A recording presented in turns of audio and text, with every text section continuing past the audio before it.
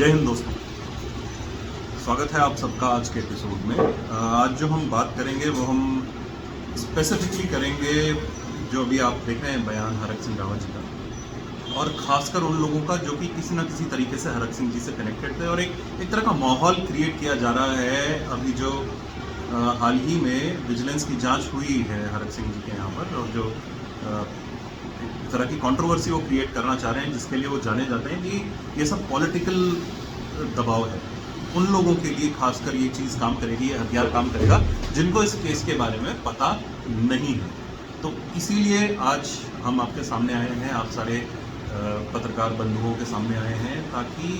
जो असलियत है इस बात की वो लोगों तक पहुंच सके और उनको समझ में आए कि ये पॉलिटिकल, इसमें कुछ नहीं है, पॉलिटिकल हथियार नहीं है। ये कानून के द्वारा मांगी गई एक रिक्वेस्ट जो कानून के पास दी गई थी, एक मदद जो हमने कानून से मांगी थी, उसके द्वारा जब प्रोसेस आगे बढ़ी और जब सरकार को ये समझ में आया कि हाँ, कहीं ना कहीं हरक सिंह रावत जो है वो फॉरेस्ट में जो ये धांधली हो रही थी, पेड़ों का कटान हो रहा था और भी कई सारे मुद्दे, अभी तो पेड़ों का कटान का मुद्दा निकल के आया है, तो उसमें कहीं ना कहीं ये दोषी निकल के आ रहे हैं। तो उस जांच में कोर्ट की मदद हो और कई तरीके की और जो कार्यवाही है वो कार्यवाही रुक ना जाए, इसीलिए ये विजिलेंस की जांच हुई। इन सब विषयों पे हम बात करें। मैं इसलिए इस विषय पे बात करूंगा क्योंकि इस कार्यवाही में, जैसा कि आप जानते हैं कि यायल मैंने की थी, यानी मेरी पूरी टीम ने करी थी, और बड़ा इम्पॉर्टेंट हो गया था, बड़ा महत्वपूर्ण हो गया था इस मुद्दे को आगे लाना कि हमारे यहाँ जो प्रोटेक्टेड फॉरेस्ट है उसको किस तरीके से ये लोग अपने कब्जे में ले गए। अब कब्जे में लेने की बात अगर मैं आपको बताऊं कि एक प्रोटेक्टेड फॉरेस्ट से अगर आप गलती से एक पेड़ काट लें या आप प्रोटेक्टेड फॉरेस्ट में कोई कैंप भी अपना लगा लें, तो आपकी ज़मानत करानी मुश्किल हो जाएगी। वहाँ पर 6000 पेड़, ये वो पेड़ हैं जिसकी इन्फॉर्मेशन हम लोग निकाल पाए, वो काट दी गए विदाउट एनी परमिशन। और जब फंसने की बात आई तो आनंद फानन में पीछे से कुछ परमिशंस क्रिएट करा दी गई। अब जो सीएजी की रिपोर्ट आई है या जो कोर्ट में जिस तरीके से बहस चली है, पॉइंट्स प्रस्तुत किए हैं, उससे क्लियर लगभग साबित हो रहा था कि कई सारे लोगों के हाथ में हरक सिंह रावत जी का उसमें नाम आ रहा है। उसमें सेक्रेटरी लेवल पे भी लोगों के नाम आ रहे हैं, उसमें कंजर्वेटर फॉरेस्ट के नाम आ रहे हैं, उसमें चीफ कंजर्वेटर फॉरेस्ट का नाम आ रहा है, और वो किस तरीके से आ रहा है वो भी मैं आपको बताऊंगा। उसमें 2 लोगों को इन्होंने जेल में भी डाला है, और इतने बड़े कांड के पीछे केवल 2 लोगों को इन्होंने जेल में डाला है।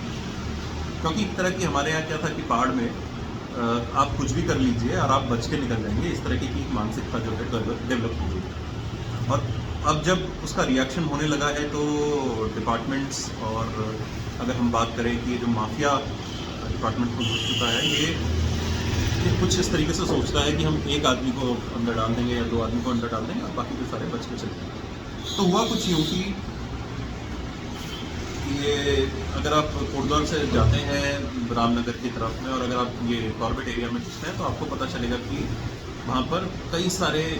गैर कानूनी काम हो रहे हैं, पेड़ों के कटान हो रहे हैं, खनन हो रहा है, और इसमें से हमारा जो आदमी है, हमारे यहाँ के जो लोग हैं, उनमें से किसी को बेनिफिट तो दूर की बात है, उन लोगों का नुकसान होना शुरू हो गया। अब ऐसे में कुछ लोग पकड़े गए, कुछ लोगों के नाम सामने आए कि ये लोग जो है इन्होंने अंदर खाने कुछ इस तरीके की सेटिंग करी है कि अब इन्होंने पेड़ भी काट दिया, और उस पर्टिकुलर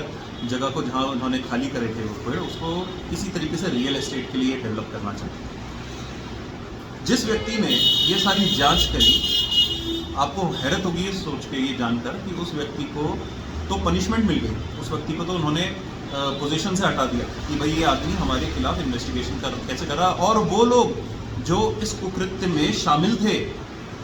उनको पनिशमेंट नहीं मिलती है, उनको प्रमोशंस मिल जाते हैं। जबकि रिपोर्ट्स में ये लिखा गया था कि ये लोग इस तरह की सारी कार्यवाहियों में, मतलब इन गैर कानूनी कार्यवाहियों में संलिप्त हैं, इन लोगों को मिल जाते हैं प्रमोशन, जिसमें जो कि जैसे कि कोर्ट में नाम है कई, क्योंकि अभी कोर्ट के आदमी हैं तो मैं नाम को नहीं लूँगा, लेकिन आप अखबारों के तहत पढ़ सकते हैं। कि कैसे एक कंजर्वेटर को चीफ कंजर्वेटर, एक रेंजर को कंजर्वेटर की पोजीशन दे दी जाती है, और ये सब महामहिम भरत सिंह रावत जी के तहत हो रहा है, उनके ऑर्डर्स के साथ। अच्छा, जो कार्यवाही है, यानी अगर किसी के लिए कोई, ये तो सिर्फ जंगल की कटाई की बात है, क्योंकि अब भरत सिंह रावत जी ने ये सड़क पे खोल दिया है ये मोर्चा, और वो कह रहे हैं कि ये बीजेपी का कराया धराया, क्योंकि जब मैं बीजेपी में था तब मेरे ऊपर कोई कार्यवाही नहीं हुई, और अब मैं कांग्रेस में आ गया हूँ तो इस तरह की कार्यवाही हो रही है। तो पहली बात तो ये है कि भाई कांग्रेस से बीजेपी में क्यों गए थे, और बीजेपी से वापस कांग्रेस में गए हैं, तो क्या ये जो केस है ये आपके बीजेपी में रहते हुए नहीं खोल दिया गया था? अरे ये पीआईएल तो तब से चल रही है जब आप बीजेपी में मिनिस्टर हुआ करते थे, और उसके बाद ही आपके ऊपर ये सारी प्रतिक्रियाएं जो हैं वो आने लगी लोगों की, उसके बाद ही बीजेपी ने आपको पार्टी से निष्कासित किया। चलिए, एक बार को हम ये मान भी लेते हैं कि आप बीजेपी से खुद छोड़ के गए, हालांकि आपको निष्कासित किया गया था, उसके बाद आप कांग्रेस में चले गए, और उसके बाद ये सारी कार्यवाही जो है वो आपके ऊपर हुई है। तो आपको ये समझना होगा, यानी कि भरत सिंह रावत जी को ये समझना होगा कि जो विजिलेंस की कार्यवाही थी वो तो कई तरीके से इन्हीं के पक्ष में थी। एक जनरेटर उन्होंने निकाला जी, क्या निकाला? इनके जो करीबी लोग जो आज की डेट में वीडियो बना रहे हैं इनके समर्थन में, यदि उनके एनजीओज की तलाशी हो जाए, उनके एनजीओज को किस किस व्यक्ति ने पैसा दिया, सोनिया आनंद जी के एनजीओ को कौन पैसा दे रहा है, अनुकृति गोसाई के एनजीओ को कौन पैसा दे रहा है, किस वजह से दे रहा है, क्यों इनडायरेक्ट मदद हो रही है, या श्रम विभाग किस किस तरीके से पैसे दे रहा है, तो फिर तो कई सारी चीज़ें सामने निकल के आएंगी ना। अब ये जो अलग अलग तरीके से लोगों को बोल रहे हैं कि हमारे समर्थन में वीडियो बनाओ, उससे क्या हासिल हो जाएगा? हाँ, उन लोगों को जिनको इसके विषय में कुछ नहीं पता है कि भरत सिंह रावत जी के रहते हुए उन्होंने जंगल की भूमि को खाने की चेष्टा करी, उनको पेड़ों को बेच के उसका पैसा कमाया गया, कई सारे रियल एस्टेट वालों को वहाँ पे बसाने की जो रिवायत थी उससे जो पैसा मिला उसको अपने इलेक्शंस या अपनी बहू के इलेक्शंस में लगाने की जो प्रक्रिया थी, वो सारी की सारी जब तक लोगों के सामने नहीं आएगी तब तक तो शायद उनको यही लगेगा कि भाई ये पॉलिटिकल एक दबाव। दूसरी बात मैं ये कहना चाहता हूँ, अगर इनको ये लगता है कि ये सारी चीज़ें पॉलिटिकल हैं, तो क्यों नहीं सामने आके बोल देते कि जी सीबीआई इंक्वायरी कराई? सीबीआई इंक्वायरी के लिए तो चल रहा था। ये जो सारी प्रक्रिया हुई थी ये सरकार ने डायरेक्टली थोड़ी ना करी। जब हम लोग लड़े सरकार ये हाई कोर्ट में, तो उसके बाद तो सरकार ने विजिलेंस की रिपोर्ट निकाली है। विजिलेंस का ये not the report but vigilance का जो ये छापा पड़ा है वो तो उसके बाद पड़ा है, सितंबर में, लास्ट सितंबर की आखिरी की तारीखों में, जो जब हाई कोर्ट ने पूछा था सरकार से कि हम सीबीआई जांच क्यों ना कराएं, उसके बाद ही तो ये विजिलेंस की जांच हुई। इस चीज़ को क्यों ये छुपाते हुए चल रहे हैं? और बड़ी बात ये है, मज़ेदार बात ये है कि साहब ये तक कहते हैं कि जी त्रिवेंद्र सिंह रावत ने कह दिया कि अगर मेरी सीबीआई जांच हो तो उनकी भी सीबीआई जांच हो। ये कौन सा नाटक है भाई?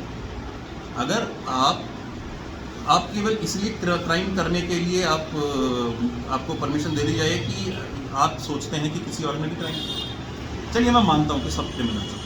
चलिए हम ये भी मान लेते हैं कि हम भी क्रिमिनल हैं, तो आपको कौन सी आज़ादी मिल जाती है किसी भी क्राइम से पैसा कमाने की? अब करते हैं ना, कोटद्वार में जो आपके नज़दीकी हैं जिनके करोड़ों का वो बंगला बना है, वो लोग जिनके एनजीओ चल रहे हैं, उन लोगों को कहाँ से पैसा मिला है, सीबीआई के आप बोल दीजिए इंक्वायरी करवाने के लिए आप तैयार हो जाएंगे, सबके हाथ में आ जाएंगे, सारे सबूत आ जाएंगे हाथ में। लेकिन समस्या ये है कि जब हम ये मैं दर्शकों से भी बात, ये मैं सारे पत्रकार बंधुओं से भी बात करना चाहूँगा, जब हम बेशर्मी के एक बहुत बड़े आलम की तरफ हम देखना शुरू कर देते हैं और हम ये मानते हैं कि हम वहाँ तक पहुँच सकते हैं, तो ये बड़ा आसान हो जाता है किसी भी व्यक्ति के लिए कि वो उसकी कुछ हद को पार कर ले और मनचाहा बयान करे। अगर मुझ पर कोई इल्ज़ाम लगता है तो मैं उसी इल्ज़ाम को ही तो नकारूंगा। मैं कभी ये थोड़ी ना बोलूँगा कि मुझ पर ये इल्ज़ाम लगा है तो उस पर भी तो वो इल्ज़ाम लगा। जो मुझ पर इल्ज़ाम लगाने वाला व्यक्ति है वो व्यक्ति भी चोर या वो वाला व्यक्ति। अब भाई अब तो कोर्ट में ये बात चल रही है, तो क्या आप कोर्ट को भी बोलेंगे कि कोर्ट भी दोषी? आप अगर इतने ही साफ सुथरे व्यक्ति हैं तो लोगों को जिन लोगों को आप ये समझा रहे हैं कि आप इतने साफ सुथरे हैं, उन लोगों को भी तो ये देखना पड़ेगा कि आपकी प्रॉपर्टी कहाँ से कहाँ राइज हुई, आपके इलेक्शंस में कहाँ से कहाँ तक का पैसा खर्च होता है। ये जो खनन वाले लोग हैं, चौबटा खाल से लेकर आपके यमकेश्वर कोटद्वार तक, ये लोग आपके साथ किस तरीके से जुड़े हैं, किस तरीके से इन लोगों को बेनिफिट्स हो रहे हैं, किस तरीके से इलेक्शंस में ये लोग सामने आते हैं। या आप ही की स्टोरी नहीं है, कई सारे लोगों की स्टोरी है। अभी तो पत्रकार बंधु लगे हैं, हल्के हल्के सब लोगों के ऊपर जो मामले हैं वो खुलते जा रहे हैं। अब तो पत्रकार लोगों ने कोर्ट भी नहीं छोड़ा है, हल्के हल्के कोर्ट देहरादून कोर्ट में भी एक बहुत बड़ी जो है वहाँ से भी खबर आती जा रही है। तो मुझे नहीं लगता है कि वो पुराने किसी मंत्रालय को भी छोड़ेंगे। और ये तो अच्छी बात है अगर कहीं पर भी इस तरह की जाँच हो, पर मुझे लगता है कि विजिलेंस को केवल जनरेटर्स तक सीमित नहीं होना चाहिए। उन लोगों के घरों पर भी छापे मारे जाएंगे जिन लोगों के घर पिछले कुछ 5 या 10 साल में बने हैं, करोड़ों की संपत्ति उन लोगों की हो चुकी है, जो इनके खास है ना। जो एनजीओज हैं, जिन एनजीओज को बेनिफिट मिलता है, जिन लोगों को डायरेक्ट बेनिफिट्स मिले हैं किसी भी मिनिस्ट्री के द्वारा, उस समय उनकी भी जांच, उन्होंने किस तरीके के काम किए। खासकर वे लोग जो कि सामाजिक कार्यों से इससे पहले दूर दूर से कहीं तक भी जुड़े हुए नहीं थे, कोई सामाजिक कार्य जिन्होंने नहीं करा, वो एकदम से सामाजिक कार्यकर्ता हो गए, एनजीओ खुले सामाजिक कार्यकर्ता होगा। और ऐसे कई लोगों के आपको नाम मिलेंगे, चाहे वो कांग्रेस में हो, चाहे वो लोकल दल में हो, चाहे वो बीजेपी में हो, कहीं कहीं जगहों पर आपको मिलते जाएंगे। तो मुझे लगता है कि जब अगर इन्वेस्टिगेशन हो तो वो इन्वेस्टिगेशन इस तरीके की होनी चाहिए। बहरहाल इस पूरी कहानी को जो किसी के कुकृत्यों की वजह से जो उसके ऊपर इन्वेस्टिगेशन हो रही हो, उसको एक पॉलिटिकल जो रूप देना है वो कुछ उसी तरीके से सही लग रहा है। अगर कोई व्यक्ति उसको सही समझता है, उसी रूप से वो सही है जिस तरीके से इन्हीं महाशय का एक भाषण था, उसी एक इंटरव्यू था, उसमें इन्होंने बोला कि भाई इलेक्शन जीतने के लिए 3 चीज़ें चाहिए, चर्चा, पर्चा और खर्चा।